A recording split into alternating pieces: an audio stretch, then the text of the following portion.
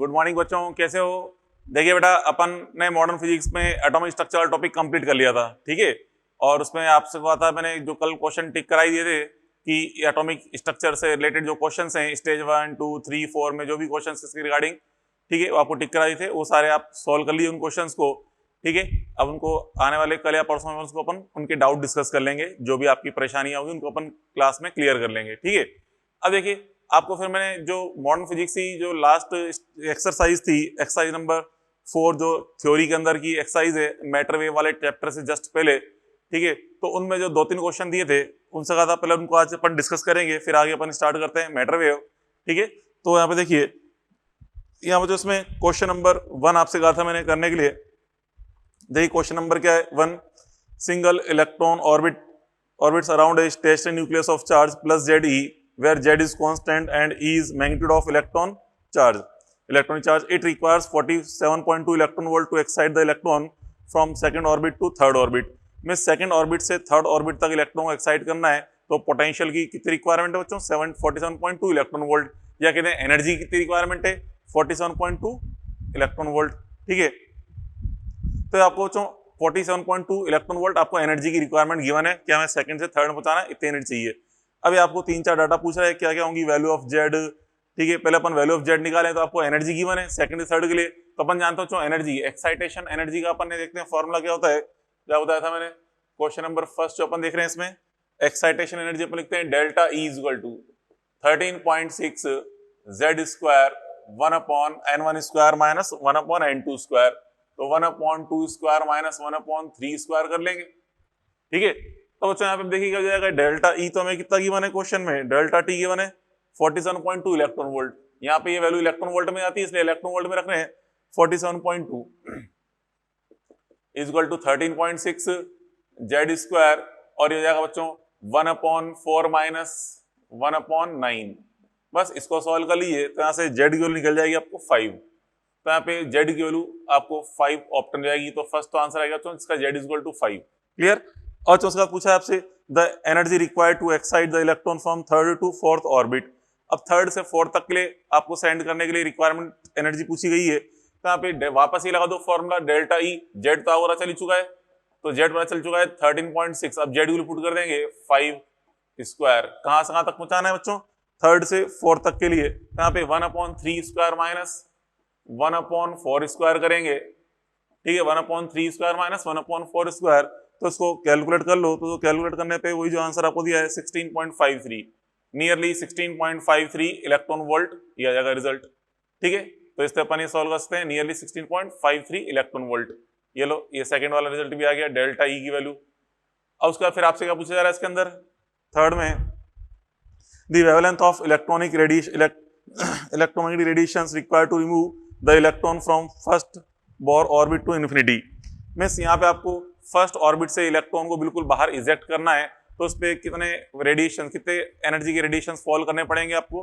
Means energy of photon आपसे पूछी जा रही है, मतलब उसकी करस्पॉन्डिंग वेवलेंथ पूछी जा रही है। जो फोटोन इस पे फॉल करेंगे, उस फोटोन की रिक्वायर्ड वेवलेंथ या रिक्वायर्ड एनर्जी है वो क्या होगी, हमें निकालनी है रिक्वायर्ड वेवलेंथ। तो रिक्वायर्ड वेवलेंथ के लिए बच्चों वही जो लैम्डा का फॉर्मूला होता है उसका यूज कर लें, ठीक है। तो बच्चों देखो, इलेक्ट्रॉन फर्स्ट से इंफिनिटी तक सेंड करें या इंफिनिटी से इलेक्ट्रॉन फर्स्ट में आए, तो बात तो एक ही एनर्जी, तो ही सेम एनर्जी डिफरेंस होता है, फर्स्ट से इनफाइनाइट का निकाल ले या इनफाइनाइट से फर्स्ट का, सेम एनर्जी डिफरेंस है, तो लैम्डा का फॉर्मूला भी वही आएगा। तो यहाँ पर क्या लिखते हैं, लैम्डा का formula 1/λ equal to 1/λ equal to ये होता है बच्चों Z square upon 912, Z square upon 912 1/1 square minus 1/∞ square, ठीक है। तो यहाँ पे Z तो अपन को पता ही कितना Z की वैल्यू 5 है, तो Z को रख देंगे 5, तो यहाँ पे कितना जाएगा ऊपर, तो 25 हो गया, और नीचे कितना है 912 एंगस्ट्रॉम की फॉर्म में ही सही, एंगस्ट्रॉम होता है 912 एंगस्ट्रॉम, ठीक है। और यहाँ पे 1/1 माइनस 1/∞ तो 1 हो जाएगा, तो 25/912 एंगस्ट्रॉम, तो इसका इनवर्स करके निकाल लें, तो Z इक्वल टू 912/25 करेंगे तो 36.4 एंगस्ट्रॉम आ जाएगा result, 36.4 angstrom, clear. Means electron अगर इन्फिनिटी से ग्राउंड स्टेट पे जंप कर रहा है, तो इतनी वेवलेंथ का फोटोन यहाँ से इमिट होता है, या इलेक्ट्रॉन को अगर अपन ग्राउंड स्टेट से इन्फिनिटी तक ले आना है, तो हमें कितनी एनर्जी के फोटॉन्स फॉल करने पड़ेंगे या कितनी वेवलेंथ के फोटोन इस एटम पे फॉल करने पड़ेंगे, ये ठीक है। आई समझ में, ये क्या शो कर रहा है बच्चों, रिक्वायर्ड वेवलेंथ ऑफ फोटोन, जिसकी वजह से हम इलेक्ट्रॉन को एक्साइट करके इन्फिनिटी तक सेंड कर सकते हैं, ठीक है। ये तो बच्चों क्वेश्चन नंबर 1 का अपन ने थर्ड पॉइंट देख लिया। फिर उसके बाद फिर फोर्थ पॉइंट वगैरह, find the kinetic energy, potential energy, angular momentum in the first Bohr orbit, ठीक है। अब बच्चों एनर्जी, तो अपन जानते हैं बच्चों फर्स्ट एनर्जी ऑफ E1 जो होती है, E1 की वैल्यू, ठीक है, जो टोटल एनर्जी है, total energy in first orbit E1 is equal to क्या होता है, -13.6 electron volt Z square upon N square, -13.6 Z square upon N square energy of first Bohr orbit के लिए अपन देख रहे हैं। तो ये होती है क्योंकि यहाँ पे 1 का डिवाइड कर देंगे, फर्स्ट ऑर्बिट की वैल्यू फाइंड करनी है। Z तो यहाँ पे कितना है, सही, Z की वैल्यू 25 दे रखी है अपन को, तो Z 25 रख देंगे, तो -13.6 इलेक्ट्रॉन वोल्ट Z इज 5 है, 5 का स्क्वायर 25 बन जाएगा, कहाँ से मल्टीप्लाई करके निकाल लो, ये -340 इलेक्ट्रॉन वोल्ट, ये आ जाएगा रिजल्ट, -340 इलेक्ट्रॉन वोल्ट, ठीक है। ये तो क्या निकाल लिया अपन ने, टोटल एनर्जी। अब फिर हमसे यहाँ पे काइनेटिक एनर्जी पूछ रहा है, तो काइनेटिक एनर्जी कैसे निकाल सकते हैं बताओ। काइनेटिक एनर्जी क्या होती है, इस E का जो मैग्नीट्यूड निकल गया है, ठीक है, मींस काइनेटिक एनर्जी क्या बच्चों, kinetic energy is equal to mod of E1। Kinetic energy E1 निकाल रहे हैं, kinetic energy Ke1 is equal to mod of E1 होता है, ये अपन जानते हैं, तो उसका मॉड कर दें कितना बन जाएगा, 340 इलेक्ट्रॉन वोल्ट, ये आ गई काइनेटिक एनर्जी 340 इलेक्ट्रॉन वोल्ट, ठीक है। फिर पोटेंशियल एनर्जी अपन जानते हैं क्या होती है बच्चों, ट्वाइस ऑफ E1 के equal, potential energy twice of E1 के इक्वल होती है, potential energy is equal to twice of E1 कर दें, तो E1 कितना था बच्चों, -340, इसका ट्वाइस करोगे तो क्या जाएगा, -680 इलेक्ट्रॉन वोल्ट, तो पोटेंशियल जो रहेगी -680 इलेक्ट्रॉन वोल्ट।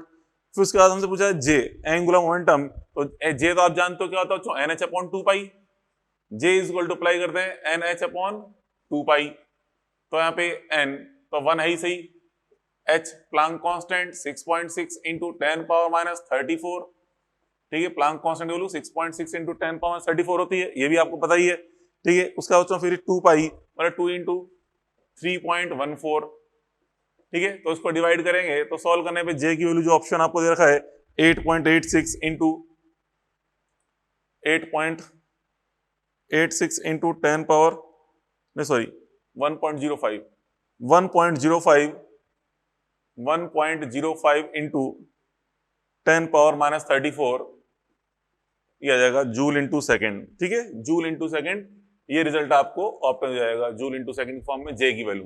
बात पहले पड़ी, तो इस तरह अपन ये सॉल्व कर सकते हैं फर्स्ट क्वेश्चन। फर्स्ट के बाद फिर क्वेश्चन देखें, क्वेश्चन नंबर क्या बच्चों, 5, क्वेश्चन नंबर 5 बोला था आपसे मैंने, 5 देखें, hydrogen, deuterium, single ionised helium and double ionised lithium all have 1 electron around the nucleus, में सारे के सारे H लाइक एटम आपको दिए हुए हैं। ये क्या है, the wavelength of emitted radiation are λ1, λ2, λ3 और λ4 respectively, find out approximate relation between them. तो जो अपन जानते हैं जैसे 1/λ अपन फाइंड करते हैं, आता है formula 1/λ is equal to Z square upon 1/912, Z square upon 912 bracket में 1/n1 square minus 1/n2 square.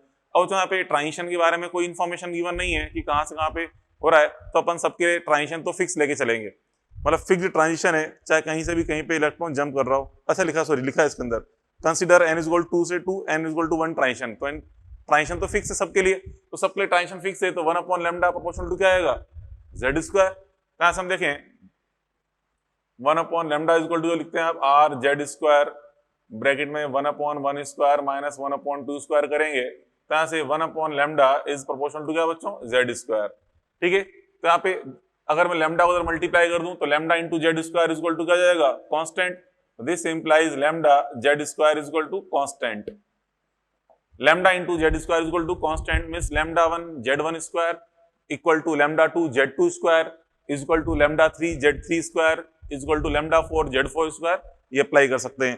तो इसके अकॉर्डिंग अपन देखें λ1 इंटू, अब Z1 की वैल्यू कितनी बच्चों, यहाँ पे हाइड्रोजन है तो 1 स्क्वायर हो जाएगा। अच्छा Z की वैल्यू कैसे पहचानते हैं बच्चों, जो नंबर ऑफ प्रोटॉन्स हैं न्यूक्लियस के अंदर वही Z को शो कर रहे होते हैं, ठीक है। फिर λ2 ड्यूटेरियम हाइड्रोजन में तो केवल जो न्यूक्लियस के अंदर केवल एक प्रोटॉन होता है, ठीक है। ड्यूटेरियम में अपन देखते हैं न्यूक्लियस के अंदर एक प्रोटॉन और एक न्यूट्रॉन होता है, तो जेड जो डिसाइड करेगा कौन करेगा, प्रोटॉन, तो प्रोटॉन तो एक ही है ड्यूटेरियम में, तो प्रोटॉन तो एक ही है, तो इसलिए यहाँ भी वैल्यू 1 ही आएगी, जेड की value square.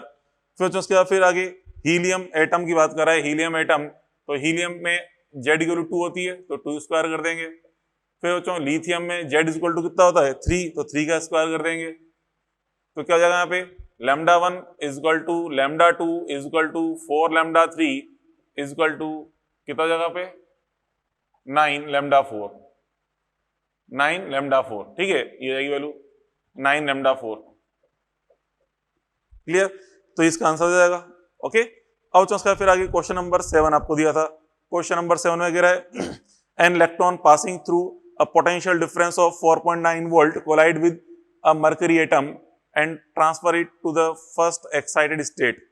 What is the wavelength of a photon corresponding to the transition of a mercury atom to its normal state?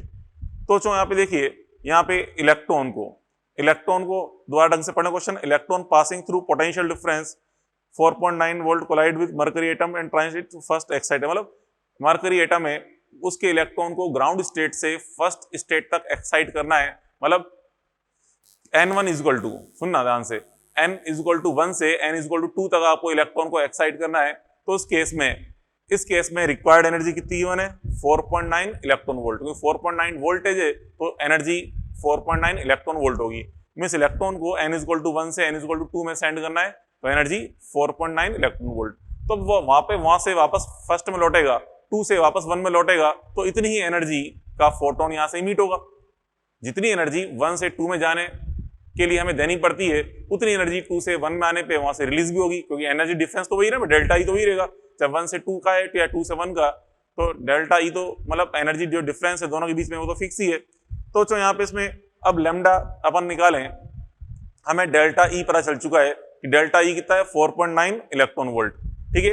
अब जो आपको मैंने जब बहुत थर्ड पोस्टुलेट समझाया था, वहां पे 1 2 का 4 करके दिखाया था आपको मैंने, मतलब आपको समझाया था मैंने कि जो इमिटेड वेवलेंथ है, वेवलेंथ ऑफ इमिटेड फोटोन, वो हम कैसे फाइंड करते हैं, lambda is equal to H C upon, ठीक है, लैम्डा इज इक्वल टू अपन निकालते हैं H C upon delta E करके, ठीक है।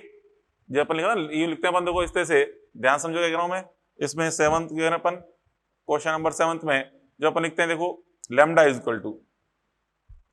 Equal to H C upon delta E, H C upon delta E लिखते हैं, ठीक है। इसी के लिए फिर 1 2 का 4 भी अपन करते हैं। 1 2 का 4 कैसे करेंगे, मींस लैम्डा अगर आपको एंगस्ट्रॉम में चाहिए तो यहाँ पे फिर इसको लिखते हैं 12400 divide by delta E. Delta E की वैल्यू हम किस में रखते हैं बच्चों, फिर इलेक्ट्रॉन वोल्ट में। डेल्टा ई की वैल्यू आप इलेक्ट्रॉन वोल्ट में पुट करोगे, ठीक है, तो उस केस में यहाँ पे ये रिजल्ट डायरेक्ट एंगस्ट्रॉम की फॉर्म में आ जाएगा। तो 12400 डिवाइड बाय डेल्टा ई। अब तो डेल्टा ई कितना गिवन है यहाँ पे 4.9 है, तो यहाँ पे 4.9 पुट कर दिया मैंने इलेक्ट्रॉन वोल्ट की फॉर्म में। बस अब इसको अप्रोक्सीमेट कैलकुलेट कर लो, तो यहाँ पे जो रिजल्ट आएगा 25, वैसे तो डिवाइड करते हैं करेंगे आप 2530 आएगा, ठीक है। तो अप्रोक्सीमेट देख लो, जो यहाँ पे देखा आंसर 2525 एंगस्ट्रॉम, ये रिजल्ट आया था, ठीक है। तो ये इस तरह से रिजल्ट आ गया है, क्लियर। अब यहाँ पे 2530 इसलिए आ रहा है क्योंकि यहाँ पे ये 124 जो 00 अपन लिख रहे हैं अप्रोक्सीमेट वैल्यू लिख रहे हैं, ठीक है। थोड़ा सा हल्का सा अलग फिगर होता है, बट आप तो 1 2 का 4 याद रखो, इजीली याद निकल जाता है। ऑप्शन मैच कर लेंगे, 4 ऑप्शन दे ही रखे होते हैं, आराम से देख लेंगे कौन सा ऑप्शन मैच कर रहा है, ठीक है। तो इस तरह अपन ये क्वेश्चन अपन ने सॉल्व कर लिए। बात पहले पड़ी, तो देखिए बच्चों अभी स्टार्ट करते हैं अपन यहाँ पे मैटर वेव के बारे में, द्रव्य तरंगों के बारे में। क्या होता है बच्चों मैटर वेव, देखिए मैटर वेव्स इसे बोलता हूं द्रव्य तरंगे।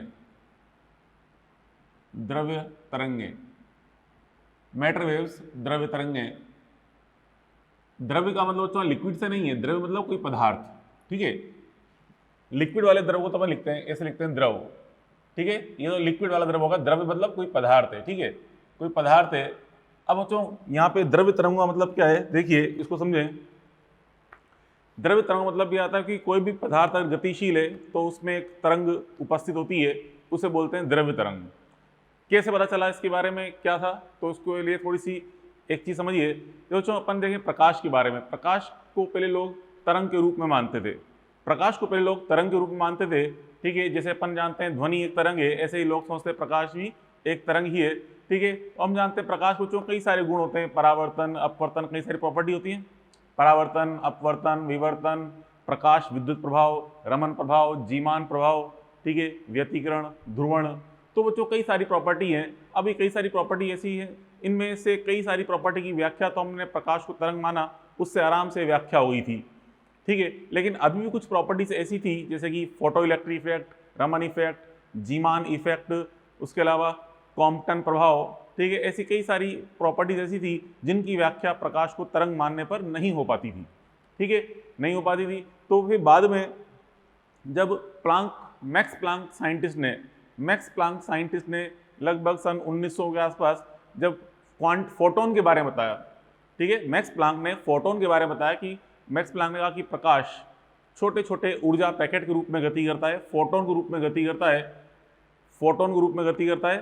तो मिस प्रकाश की प्रकृति तरंग न होकर किस रूप में, कण के रूप में, ये बताया उसने कि प्रकाश की प्रकृति कण के रूप में, मतलब फोटोन्स के रूप में है, ठीक है। तो इस आधार पर, इस फोटोन की सहायता से, मतलब प्रकाश की कण प्रकृति की सहायता से जो बची हुई प्रॉपर्टी थी, जो तरंग को, मतलब प्रकाश को तरंग मानने पर हम व्याख्या नहीं कर पा रहे थे, उनकी व्याख्या अब आराम से हो गई, ठीक है।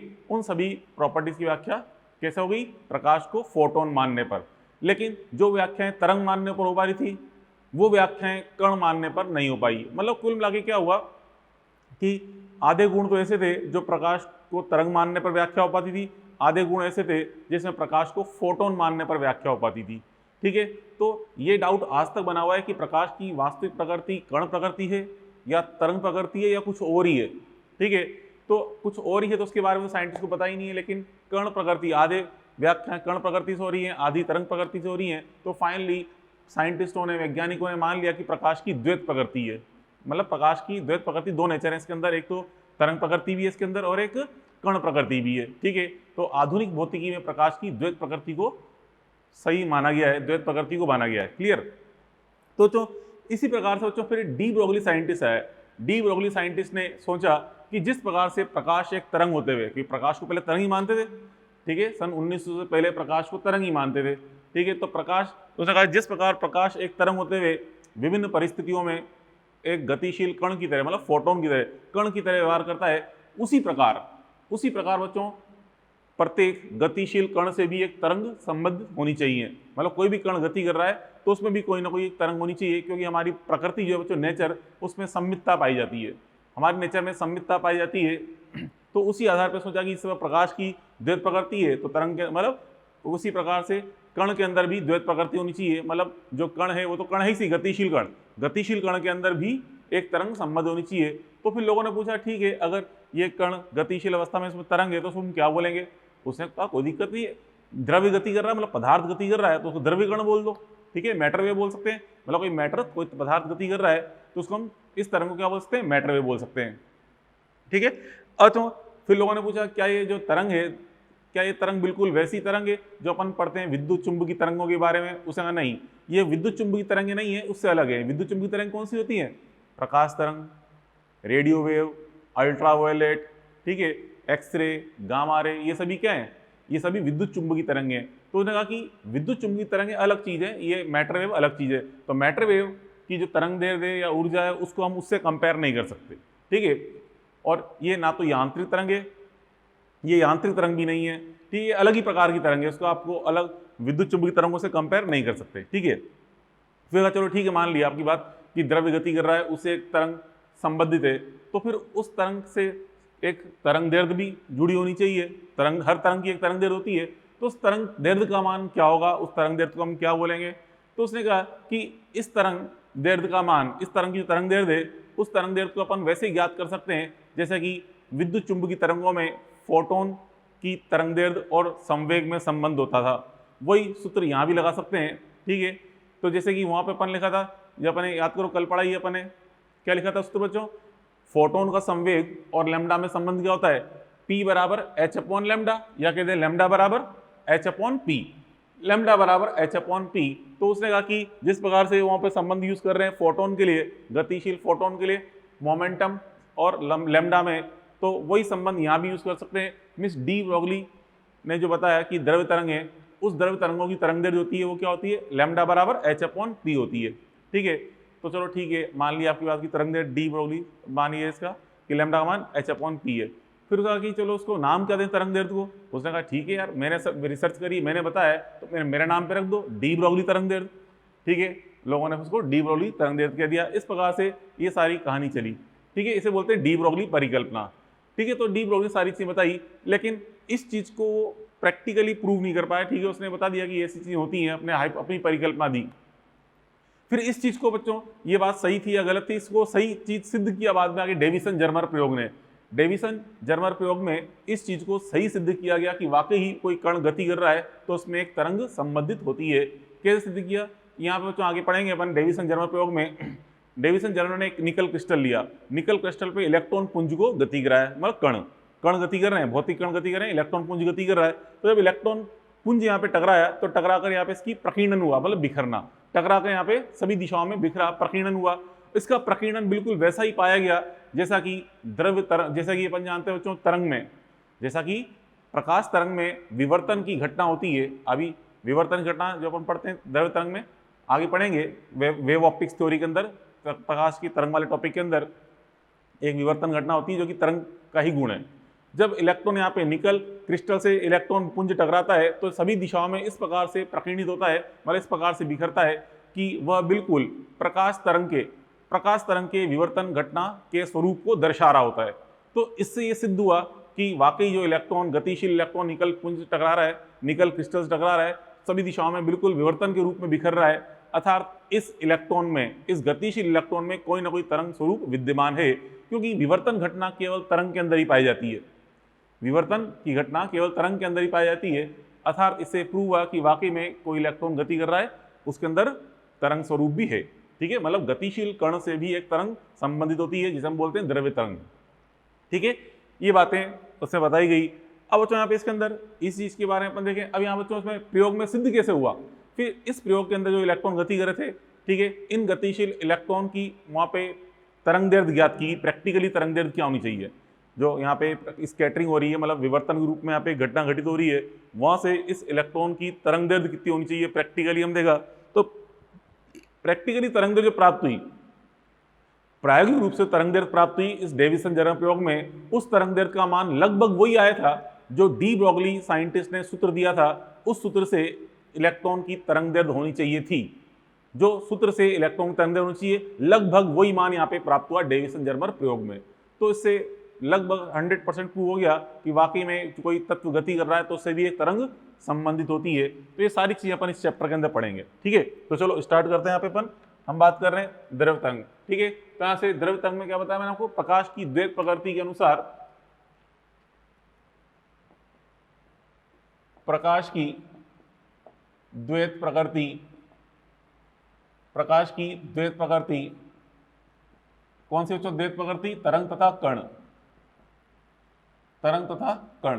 ठीक है, प्रकाश की द्वैत प्रकृति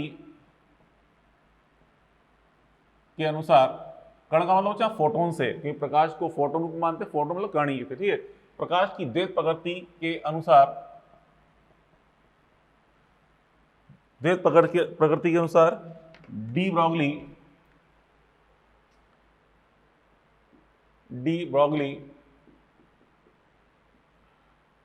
ने कण की, गतिशील कण बोल लो या द्रव्य बोलते हैं, गतिशील द्रव्य मतलब मैटर, कोई कण बोल लो या द्रव्य बोल लो, पदार्थ बोले की बात है, गतिशील द्रव्य की द्वैत प्रकृति कौन सी, कण तथा तरंग, कण तो ही सही एंड तरंग के बारे में बताया।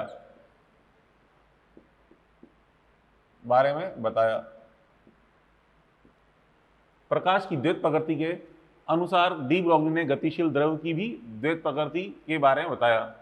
ठीक है, तो इसके अनुसार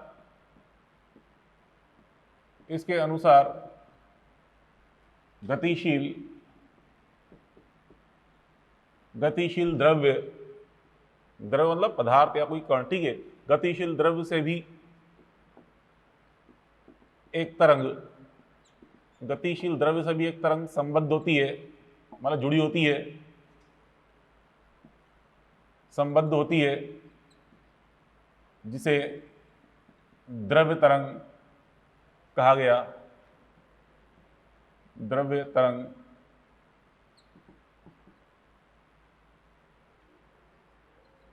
कहते हैं, जिसे द्रव्य तरंग कहते हैं।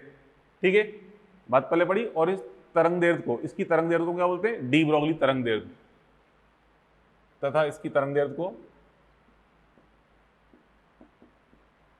इसकी लैम्डा को डी ब्रोगली, अब कुछ नहीं इंग्लिश में लिख दिया मैंने, वही है, हिंदी में लिखो चाहे इंग्लिश में, डी ब्रोगली तरंग दैर्ध्य कहते हैं। इसकी लैम्डा को डी ब्रोगली तरंग दैर्ध्य कहा गया। ठीक है, डी ब्रोगली तरंग दैर्ध्य कहा गया। अब तो इस डी ब्रोगली तरंग दैर्ध्य का मान क्या था बता रहा है? संवेग अगर हमें पता है तो हम कैसे निकाल सकते हैं? देखिए, यदि द्रव्य मतलब पदार्थ, यदि गतिशील द्रव्य का संवेग, यदि द्रव्य का संवेग मतलब गतिशील पिंड का कह लो या कण का संवेग p हो, तो यदि गतिशील द्रव्य का संवेग p हो तो लैम्डा बराबर क्या जाएगा? तो डी ब्रोगली तरंग दैर्ध्य लैम्डा बराबर h अपॉन p, लैम्डा बराबर h अपॉन p, ये होता है फॉर्मूला। ठीक है, अब यहाँ पे p को हम लिखते हैं mv, क्योंकि अगर वेलोसिटी v है, वेग का मान v है, तो संवेग को हम क्या लिखते हैं? मास इंटू वेलोसिटी लिख सकते हैं। ठीक है, वेलोसिटी। और यहाँ बच्चों अगर आपको गतिज ऊर्जा दे रखी है E, गतिज ऊर्जा E दे रखी है पदार्थ की, तो हम जानते हैं संवेग को गतिज ऊर्जा के रूप में क्या लिखते हैं? √2mE, √2mE। ये सारी चीजें बहुत इंपॉर्टेंट है। मेन सूत्र तो यही था, लैम्डा बराबर h अपॉन p, लेकिन जब न्यूमेरिकल सॉल्व करते हैं आपको स्पीड की जानकारी दे रखी हो, चाल की जानकारी, तो p का मान mv रख दो, और अगर गतिज ऊर्जा की जानकारी दे रखी है तो p का मान √2mE रख सकते हैं। ठीक है, ये हो गया बच्चों डी ब्रोगली तरंग दैर्ध्य का मान। और यहाँ पे ये v क्या है? चाल। v यहाँ पे पदार्थ की चाल है, चाल के लो या वेग के लो, और e यहाँ पे क्या है? गतिज ऊर्जा। e यहाँ पे पिंड की या पदार्थ की गतिज ऊर्जा है। ठीक है, तो यहाँ से आप देख सकते हो इस लैम्डा का जो मान है, लैम्डा समानुपाती क्या आ रहा है? 1 अपॉन पी। मतलब अगर आपको संवेग की जानकारी दे रखी है तो लैम्डा समानुपाती 1 अपॉन पी कर देंगे, और अगर आपको चाल की जानकारी दे रखी है तो 1 अपॉन वी कर देंगे। इस तरह से लैम्डा समानुपाती 1 अपॉन वी, और अगर गतिज ऊर्जा की जानकारी दे रखी है तो 1 अपॉन √e के अनुसार अपन ये सॉल्व कर सकते हैं। ठीक है, लैम्डा समानुपाती 1 अपॉन पी, समानुपाती 1 अपॉन वी, समानुपाती 1 अपॉन √e। ठीक है, यहाँ बच्चों इस सूत्र में जो h है, ये h क्या बता रहा है बच्चों? प्लांक नियतांक को। यहाँ h का मान क्या बच्चों? h इक्वल टू 6.6 गुणा 10 की घात -34 joule into second. Joule into second बराबर क्या बच्चों? प्लांक नियतांक है ये, प्लांक नियतांक। ये h यहाँ बता रहा है प्लांक नियतांक को। ठीक है, अब तो यहाँ पे देखिए न्यूमेरिकल जो जनरली आते हैं क्वेश्चन किस प्रकार से आते हैं, यहाँ पे आपको कण की संवेग या चाल या फिर गति ऊर्जा की जानकारी दे रखी होती है, और हमें सॉल्व करके हमें डी ब्रोगली तरंग दैर्ध्य का मान निकालना होता है। तो चलो देखो, अब यहाँ पे गति ऊर्जा संबंध अपन देखें, अगर आपको गति ऊर्जा दे रखी है या गति ऊर्जा नहीं दे रखी है, तो गति ऊर्जा के लिए कोई जानकारी आपको दे रखी है तो उससे पहले गति ऊर्जा निकालेंगे, फिर गति ऊर्जा का यहाँ मान रखकर फिर हम क्या निकाल सकते हैं? लैम्डा निकाल सकते हैं। जैसे कि बच्चों देखें, कोई आवेशित कण है, आवेशित कण की गति ऊर्जा कैसे अपन प्राप्त कर सकते हैं? समझना, आवेशित कण जैसे बच्चों इलेक्ट्रॉन, प्रोटॉन, अल्फा कण, इलेक्ट्रॉन, प्रोटॉन, अल्फा कण। ठीक है, ड्यूट्रॉन, इलेक्ट्रॉन हो गया, प्रोटॉन, ठीक है, अल्फा कण, ड्यूट्रॉन की गतिज ऊर्जा। तो जो यहाँ पे गतिज ऊर्जा अपन कह सकते हैं E बराबर, गतिज ऊर्जा E equal to Q into V, E बराबर Q into capital V। Means अगर कोई गतिशील कण है उस पर हम V विभवांतर लगाएं, किसी मतलब कोई स्थिर मान लो कोई कण विराम अवस्था में, कोई कण विराम अवस्था में आवेशित कण, उसको V विभवांतर आरोपित किया जाए तो उसकी गतिज ऊर्जा कितनी हो जाती है? Q into V. मतलब Q इंटू वी क्या बताता है? उसकी काइनेटिक एनर्जी में वृद्धि को। पहले विराम में था, वृद्धि कितनी हुई Q इंटू वी, तो उसकी अंतिम काइनेटिक एनर्जी क्या हो जाएगी Q इंटू वी हो जाएगी, ठीक है। और अगर पहले से गतिशील अवस्था में था, गतिशील अवस्था में उसकी प्रारंभिक काइनेटिक एनर्जी मान लो हाफ mv² थी, फिर आपने उसमें समान दिशा में ही विभवांतर v लगाया, तो उसकी न्यू काइनेटिक एनर्जी क्या हो जाएगी हाफ mv² तो ऑलरेडी है, plus Q into V extra हो जाएगी, ये हो जाएगी नई काइनेटिक एनर्जी, ठीक है। तो अगर विराम अवस्था में तो जो वृद्धि हुई है वही नई गति ऊर्जा को बताता है। यहाँ पे आवेशित कण की जो काइनेटिक एनर्जी है यहाँ पे E बराबर Q इंटू वी का उपयोग करके अपन निकालते हैं, ठीक है। E बराबर Q इंटू वी, यहाँ पे V को हम क्या बोलते हैं बच्चों, त्वरक विभवांतर। V यहाँ पे कहलाता है त्वरक विभवांतर, मतलब किस विभवांतर से आपने कण को त्वरित किया गया है, त्वरक विभवांतर बोलते हैं। यहाँ पे जो V है ये क्या बता रहा है, त्वरक विभवांतर को बता रहा है यहाँ पे। तो यहाँ से हम देखो ये मान अगर इसमें रख दें सूत्र में, तो लैम्डा बराबर क्या हो जाएगा, इसलिए बच्चों लैम्डा बराबर h upon √2 m into q v. Lambda बराबर क्या जाएगा बच्चों, h upon √2 q v, √2 m q v आ जाएगा, लैम्डा बराबर h अपॉन, ठीक है। अब यहाँ से आप देखते हैं इसके अंदर ये मान प्राप्त हुआ है, तो यहाँ से हम देखेंगे लैम्डा समानुपाती, यहाँ से लैम्डा समानुपाती क्या गया 1 अपॉन √v। मीन्स कोई निश्चित कण है, जैसे इलेक्ट्रॉन है, आज का इलेक्ट्रॉन पे पहले हमने जो 4 वोल्ट विभवांतर लगाया, ठीक है, तो उसकी डी ब्रोगली तरंग दैर्ध्य लैम्डा प्राप्त हुई। और अगर 16 वोल्ट विभवांतर लगाते तो डी ब्रोगली तरंग दैर्ध्य क्या होगी, तो यहाँ से देखेंगे लैम्डा समानुपाती 1 अपॉन √v से निकाल लेंगे, ठीक है। मतलब v क्या त्वरक विभवांतर, तो लैम्डा समानुपाती 1 अपॉन √v, ये चीज अपन देख ली। अब यहाँ पे इसमें ये अपन निकाल लिया। अब इसमें ज्यादातर जो क्वेश्चन आते हैं, ज्यादातर क्वेश्चन बच्चों आते हैं इलेक्ट्रॉन पे, ठीक है। मतलब न्यूमेरिकल का जो फिक्स मान पूछा जाता है जनरली इलेक्ट्रॉन के लिए पूछा जाता है। पूछने को तो किसी कण का पूछ सकता है, परंतु प्राय जो पूछा जाता है किसके बारे में, इलेक्ट्रॉन के बारे में पूछा जाता है। तो यहाँ से अगर मैं आपको इलेक्ट्रॉन का एक डायरेक्ट रिजल्ट समझाऊं तो क्या बनेगा, देखिए वैसे तो अपन किसी का भी निकाल सकते हैं, ऐसी बात नहीं है। देखिए इधर यहाँ से हम देखें बच्चों इलेक्ट्रॉन के लिए, अगर अपन देखें लैम्डा इलेक्ट्रॉन, अगर मैं लैम्डा इलेक्ट्रॉन निकालूं तो लैम्डा इलेक्ट्रॉन के लिए यहाँ पे H का मान रखेंगे, M का मान रखेंगे, Q का मान क्या होता है E, मतलब 1.6 गुणा 10⁻⁻19, ये सारे मान रख के अपन निकालेंगे। तो सारे मान रख के निकालने पर ये बनता है 12.27 बटा √v, ठीक है। डायरेक्ट रिजल्ट प्राप्त होता है एंगस्ट्रॉम में, मतलब सारे मान आपने रख दिए, ठीक है। सॉल्व करने पे आंसर क्या आएगा, पहले तो मीटर में आएगा, फिर इसको 10⁻⁻10 की सहायता से अपन एंगस्ट्रॉम में चेंज कर सकते हैं। तो फाइनली आप डायरेक्ट सूत्र याद कर लो कि लैम्डा इलेक्ट्रॉन बराबर 12.27 बटा √v, ये मान प्राप्त होता है इस चीज को सॉल्व करने पर, ठीक है। ऐसे मॉडल के अंदर आपको प्रोटॉन अल्फा कण के भी मान दे रखे हैं, बट वो किसी काम के नहीं है, क्योंकि उस पर न्यूमेरिकल डायरेक्ट न्यूमेरिकल नहीं पूछा जाता कि इस तरह से मान बताइए एंगस्ट्रॉम में क्या होगा, आएगा बाई चांस तो अपन कैलकुलेट करके निकाल लेंगे, वैसे आपको नहीं मिलेगा क्वेश्चन। तो इसलिए अगर याद करना तो वही मान याद रखो ना, सारे मान याद करोगे तो कोई भी याद नहीं रहेगा, जिस पे क्वेश्चन आते हैं उसी को याद रखिए। लैम्डा इलेक्ट्रॉन बराबर 12.27 बटा √v, ठीक है, ये होता है, ठीक है। यहाँ पे v को हमें किस पे रखना है, वोल्ट में, v को आपको यहाँ पे वोल्ट में रखना है, ठीक है, v को यहाँ पे रखेंगे वोल्ट में, ठीक है, और डायरेक्ट एंगस्ट्रॉम में आएगा। इसी को फिर आगे हम मान लिया आपको काइनेटिक एनर्जी दे रखी है, आपको अगर यहाँ पे दे रखा है मान गति इलेक्ट्रॉन की, आपको काइनेटिक एनर्जी दे रखी है, E का मान दे रखा है, तो इसी को अपन ऐसे लिखते हैं 12.27 बटा √e, √e रखते हैं, E को रखना है बच्चों इलेक्ट्रॉन वोल्ट में, ठीक है। डायरेक्ट आप इसका उपयोग भी कर सकते हैं। देखिए आप अपने समझाया था, कल समझाया अपने कि इलेक्ट्रॉन के लिए V का मान वोल्ट में रखा जाए या गतिज ऊर्जा का मान इलेक्ट्रॉन वोल्ट में रखा जाए, बात एक ही है, ठीक है। यहाँ पे इसको रखना है इलेक्ट्रॉन वोल्ट में,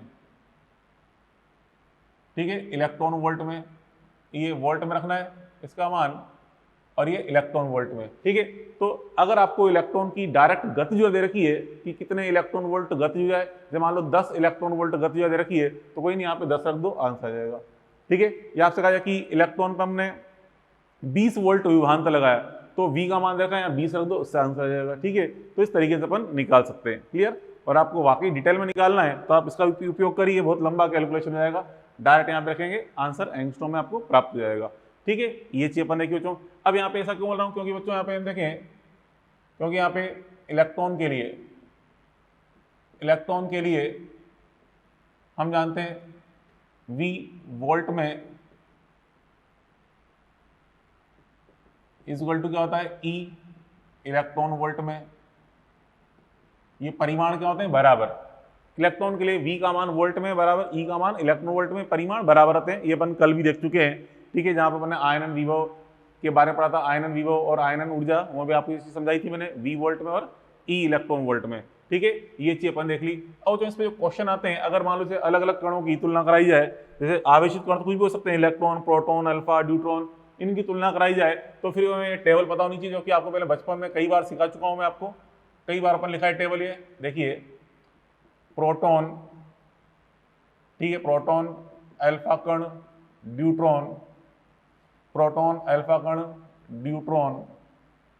तो प्रोटॉन का मास m, और अगर चार्ज q लें, चार्ज का मान होता है यहाँ पे q और द्रव्यमान m लिया जाए, तो अल्फा कण का आवेश होता है 2q, द्रव्यमान होता है 4m, ठीक है। ड्यूट्रॉन का जो चार्ज है ये q होता है और द्रव्यमान इसका 2m होता है ड्यूट्रॉन का, ठीक है। ड्यूट्रॉन का आवेश q और द्रव्यमान 2m, ये अपन लिखते हैं, ठीक है। ये टेबल आपको पता होनी चाहिए, तुलना करने में काम आती है क्वेश्चन में, ठीक है। ये चीज आपको मैग्नेटिक इफेक्ट ऑफ करंट के अंदर समझा चुका हूँ मैं, इलेक्ट्रोस्टैटिक के अंदर समझा चुका हूँ टेबल, प्रोटॉन, अल्फा कण और ड्यूट्रॉन के बारे में, ठीक है। ये चीज अपन देख ली। अब यहाँ पे इसके अंदर देखें, ये तो अपन लिखा किसके लिए, आवेशित कण के लिए। अब ऐसे ही कोई अणु या कोई परमाणु दे रखा है, तो उसके लिए क्या होगा, देखिए, किसी परमाणु, किसी उदासीन परमाणु या गैस अणु की गतिज ऊर्जा, किसी परमाणु या गैस अणु की गतिज देखें तो जो उसकी जो गतिज होती है, ये होती है E बराबर 3/2 kT। यहाँ पर हम जो E का मान यूज करते हैं, E बराबर होता है 3/2 kT होता है, जो कि अपन KTG वाले टॉपिक के अंदर पढ़ते हैं, 3/2 kT, kinetic theory of gas. Kinetic theory of gas के अंदर पढ़ते हैं E बराबर 3/2 kT। अब ये वाला मान यहाँ पे रखा जाए, इस सूत्र के अंदर E का मान 3/2 kT तो रखेंगे, तो यहाँ से क्या जाएगा बच्चों, लैम्डा बराबर, यहाँ से लैम्डा निकालें तो लैम्डा इज इक्वल टू सूत्र h अपॉन √2m E का मान रख दिया 3/2 kT। तो क्या जाएगा बच्चों, रखेंगे तो 2 से 2 कैंसिल हो जाएगा, तो लैम्डा बराबर क्या आएगा बच्चों, लैम्डा इज इक्वल टू हो जाएगा h अपॉन √3m kT, ठीक है, 3 kmt आ जाएगा इसका मान, ठीक है। या क्या, तरंग दैर्ध्य का मान, लैम्डा बराबर h अपॉन √3 kmt। और यहाँ पे m उस अणु का द्रव्यमान है, T टेम्परेचर इन केल्विन है, ठीक है, के यहाँ पे वोल्ट मान नियतांक है, h प्लांक नियतांक है, इन सारे मान को रख के अपन क्या निकाल सकते हैं, लैम्डा की गणना कर सकते हैं, ठीक है। यहाँ भी अपन डायरेक्ट, यहाँ पे बच्चों डायरेक्ट अगर अपन सूत्र लगाना चाहें, क्योंकि आपको प्राय मॉलिक्यूल का जो वेट दिया होता है वो AMU में दिया होता है और टेम्परेचर केल्विन में दिया होता है, और आंसर लैम्डा का पूछता है किसके अंदर, एंगस्ट्रॉम में। तो यहाँ सारी कैलकुलेशन, यहाँ पे इलेक्ट्रॉन के डायरेक्ट लिखा था रिजल्ट, ऐसे सारी कैलकुलेशन करके मैं डायरेक्ट रिजल्ट लिखूँ तो हम यहाँ पे यूज कर सकते हैं लैम्डा बराबर 25.4 रूट ऑफ mt, ये आपको यूज करना है, ठीक है। डायरेक्ट रिजल्ट किसका बच्चों, एंगस्ट्रॉम में आएगा डायरेक्ट रिजल्ट, डायरेक्ट आपको जो रिजल्ट प्राप्त होगा एंगस्ट्रॉम में आएगा रिजल्ट, ये डायरेक्ट रिजल्ट एंगस्ट्रॉम में आ जाएगा, लैम्डा बराबर 25.4/√mt। अब यहाँ पे जो m का मान रखना है, ये रखना है AMU में, यहाँ पे तो आप रखोगे m का मान किलोग्राम में चेंज करके, ठीक है। T टेम्परेचर जो केल्विन में सारी चीज रखोगे, SI पद्धति में रखोगे तो लैम्डा भी आपको मीटर में प्राप्त होगा, बट यहाँ पे आपको डायरेक्ट आपको m का मान रखना है AMU में रखना है, ठीक है, और T रखना है केल्विन में, T रखना है केल्विन में और m का रखना मान AMU में। जैसे सिंपल सी बात कीजिए, आपसे कहा जाए ऑक्सीजन गैस के अणु की बात की जाए, तो हम जानते हैं ऑक्सीजन गैस का अणु मतलब O2 अणु, तो O2 अणु के लिए अपन यहाँ पे m का मान क्या रखेंगे, अपन जानते हो ऑक्सीजन के परमाणु का मास तो कितना होता है 16, और अणु का मतलब O2 का जो मास होता है वो कितना होता है 32 AMU, 32 AMU। तो यहाँ पे आपको कुछ नहीं करना है, m का मान सीधे से 32 रखना है, 32 रखना है, ठीक है। और टेम्परेचर जैसे मान लो कहते हैं कमरे का ताप पे, कमरे का ताप बोला जाए कि कमरे के ताप पे O2 अणु की डी ब्रोगली तरंग दैर्ध्य ज्ञात करिए, तो m का मान तो रख देंगे सीधा सा 32, T का मान रख देंगे 300 केल्विन। ये 27 डिग्री सेल्सियस यूज करते हैं ना फिजिक्स में, कमरे का ताप कितना यूज करते हैं 27 डिग्री सेल्सियस में 300 केल्विन, तो रख के अपन लैम्डा निकाल सकते हैं, ठीक है। आई बस में। तो ये चीज अपन ने कैलकुलेशन कर ली। अब यहाँ पे देखिए इसके अंदर ये जो चीजें मैंने पढ़ी इस पे बेस्ड हम कुछ एक क्वेश्चन समझें क्या बनते हैं क्वेश्चंस। देखिए ये जो अपन ने क्वेश्चन लिखे हैं 3-4 क्वेश्चन, इनको अपन अब सॉल्व करें। ये 3-4 क्वेश्चन जो अपन ने थ्योरी पढ़ी है इस पे बेस्ड क्वेश्चन है। तो देखिए यहाँ पे सबसे पहले अपन देख रहे हैं यहाँ पे क्वेश्चन फर्स्ट, सॉल्यूशन नंबर 1 अपन देखें क्या है। क्वेश्चन फर्स्ट को ढंग से समझिए। क्वेश्चन फर्स्ट क्या है कि काइनेटिक एनर्जी बराबर 1.6 किलो इलेक्ट्रॉन वोल्ट है। किलो इलेक्ट्रॉन वोल्ट वाले इलेक्ट्रॉन की डी ब्रॉगली तरंग दैर्ध्य ज्ञात करो। तो देखो आपको डायरेक्ट ही इलेक्ट्रॉन की गतिज ऊर्जा दे रखी है, काइनेटिक एनर्जी दे रखी है, ठीक है, कितनी है 1.6 किलो इलेक्ट्रॉन वोल्ट, मतलब 1600 इलेक्ट्रॉन वोल्ट। 1600 इलेक्ट्रॉन वोल्ट इसकी काइनेटिक एनर्जी दे रखी है और इलेक्ट्रॉन की निकालनी है डी ब्रॉगली तरंग दैर्ध्य। तो हम ये लगा देंगे formula lambda electron equal to 12.27 बटा रूट ई, ठीक है। तो लैम्डा इलेक्ट्रॉन बराबर ये लगा रहा हूं मैं 12.27 बटा रूट ई, ठीक है, एंगस्ट्रॉम। तो यहाँ से इस ई का मान रख दें यहाँ पे 12.27 बटा रूट ई किस में रखना बच्चों, इलेक्ट्रॉन वोल्ट में रखते हैं, इलेक्ट्रॉन वोल्ट में। तो यहाँ पे इलेक्ट्रॉन वोल्ट में ई का मान कितना है 1600 है, तो रूट ऑफ 1600 तो 12.27 बटा 12.27 1600 का वर्गमूल क्या जाएगा बच्चों 40 हो जाएगा। 12.27 बटा 40 तो यहाँ पे इसका भाग लगा दो तो 0.31 एंगस्ट्रॉम ये आ जाएगा आंसर। 0.31 एंगस्ट्रॉम यह आ गया लैम्डा इलेक्ट्रॉन। मीन्स गतिशील इलेक्ट्रॉन है जिसकी आपको गतिज ऊर्जा दे रखी है 1600 इलेक्ट्रॉन वोल्ट। इसकी डी ब्रॉगली तरंग दैर्ध्य का मान, मतलब इससे गतिशील जो इलेक्ट्रॉन है इसमें तरंग जुड़ी हुई है डी ब्रॉगली तरंग दैर्ध्य, उसका मान कितना है ये 0.31 एंगस्ट्रॉम, ठीक है। चलो ऐसे ही अगला क्वेश्चन अपन देखें, सॉल्यूशन नंबर 2, ठीक है। तो आप समझो बच्चों यहाँ पे क्वेश्चन में आपको जानकारी अगर ऊर्जा की दे रखी है, ठीक है, जैसे दोबारा समझें ये सारी चीजें हमने पढ़ी, क्वेश्चन कैसे सॉल्व करेंगे, अटेम्प्ट कैसे करना है। अगर आपको क्वेश्चन में संवेग की जानकारी दे रखी है तो लैम्डा बराबर h/p की सहायता निकाल लो। आपको चाल की जानकारी दे रखी है कि चाल इस तत्व की, इस पदार्थ की चाल इतनी है तो लैम्डा पूछा है तो h/mv लगा दो। अगर आपको यहाँ पे गतिज ऊर्जा की जानकारी दे रखी है तो लैम्डा बराबर h/√2mE लगाएंगे, ठीक है। बोला आपने यहाँ तो लगाया ही नहीं h/√2mE, अलग निकाल सकते हैं, इससे लंबा जाएगा इससे, क्योंकि हमें इलेक्ट्रॉन का पूछा जाए तो इलेक्ट्रॉन का तो आप डायरेक्ट यहीं से निकाल सकते हो। हाँ, इलेक्ट्रॉन के अलावा किसी अन्य कण का पूछा जाए, ठीक है, तो फिर हमें मजबूरी इससे निकालना पड़ेगा, क्योंकि डायरेक्ट ट्रिक तो मैंने किसकी बताई कि इलेक्ट्रॉन की।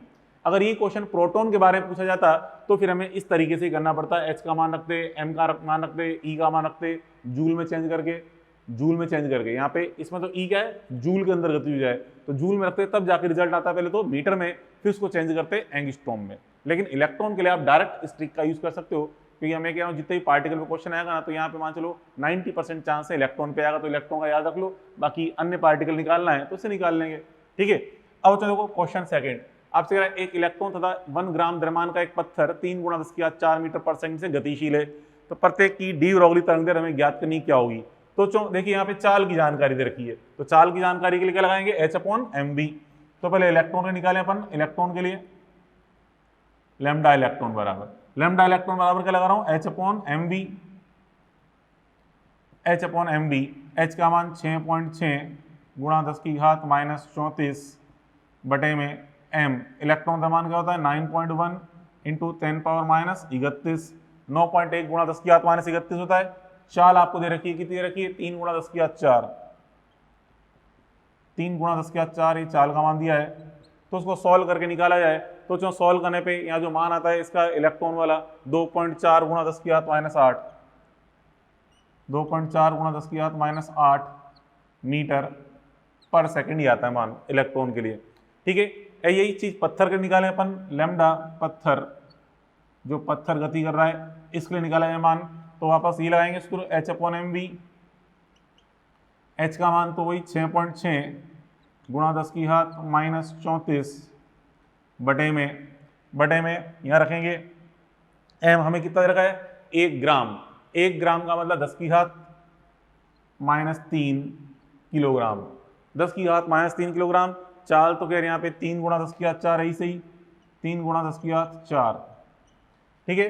अब इसको सॉल्व किया जाए तो 2.2 × 10⁻35 बनता है, 2.2 × 10⁻35।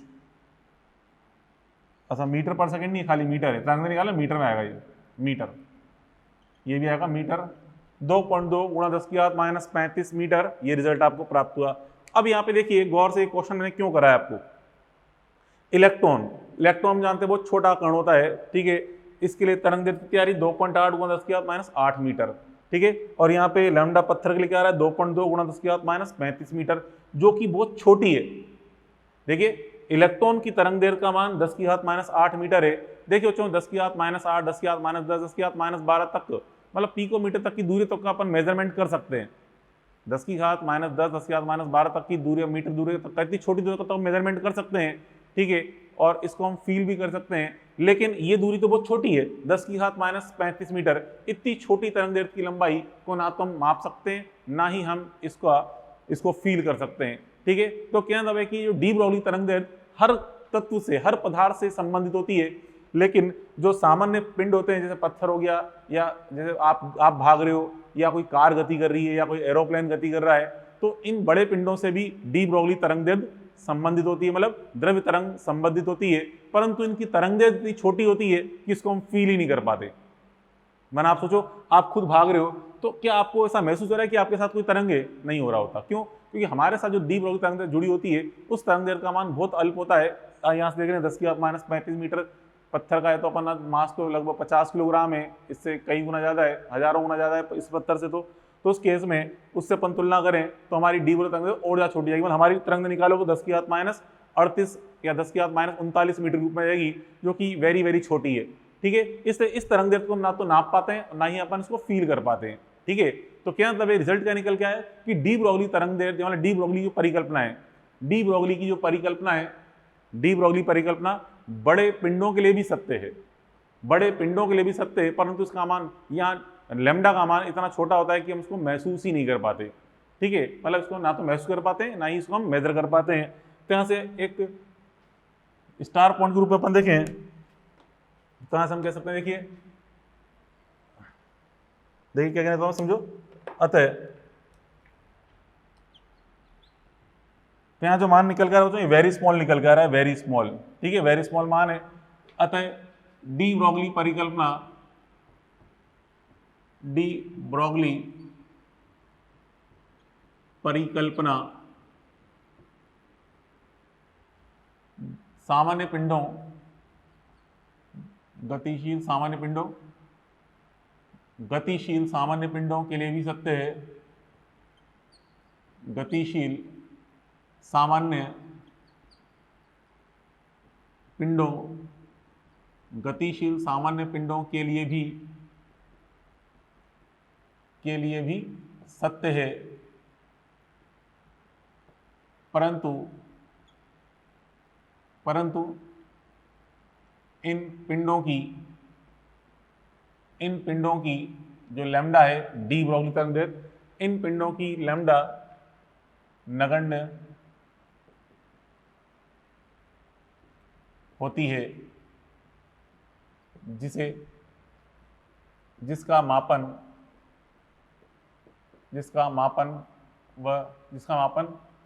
नहीं कर सकते, ठीक है। या कहें जिसे हम नगण्य मान सकते हैं, ये नगण्य होती है जिसे महसूस नहीं कर सकते, जिसे महसूस नहीं कर सकते, जिसे महसूस नहीं कर सकते,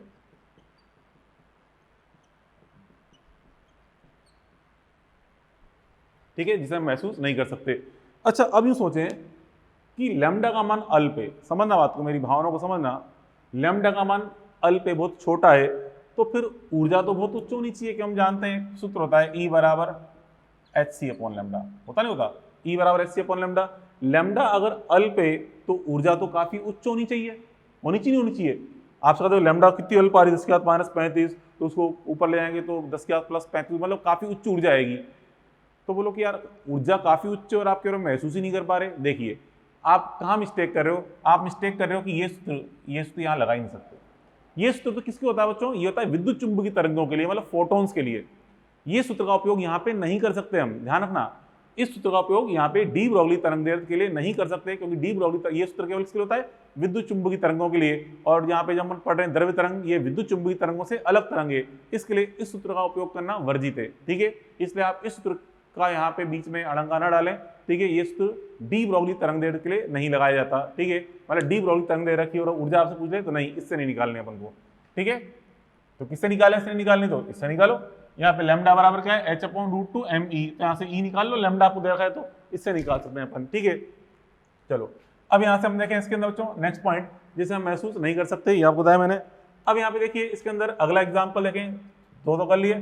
सॉल्यूशन नंबर थर्ड क्वेश्चन देखें। थर्ड क्वेश्चन आपसे कह रहे बच्चों, यदि अल्फा कण तथा प्रोटॉन को समान विभवांतर से त्वरित किया जाए तो लैम्डा अल्फा बटा लैम्डा पी निकालना है। तो बच्चों देखिए अब क्या, और यहाँ पे वी वोल्टेज की जानकारी की ये लगाएंगे, तो लैम्डा बराबर h/√2 QV, लैम्डा बराबर